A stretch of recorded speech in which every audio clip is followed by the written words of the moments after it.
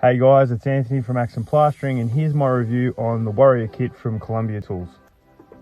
Within the Warrior kit, you'll receive a 10, a 12, a 14, an 18, and a 32-inch smoothing blade, the Tomahawk adapter, the Columbia One extendable handle, and of course the gun case to keep it all nice and tidy. Now these tools have many ranges of uses, from column work, bowling flat boxes, level 5 skimming, renovation work, you name it, you can pretty much do anything with these tools. Now the best thing I like about this would be the Tomahawk adapter. You can extend that handle up to about 3.3 reach.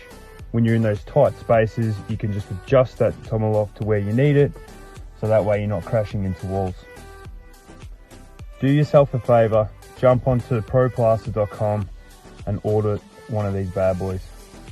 You guys got any questions, as usual, please hit me up. More than happy to help. Have a great day, everybody.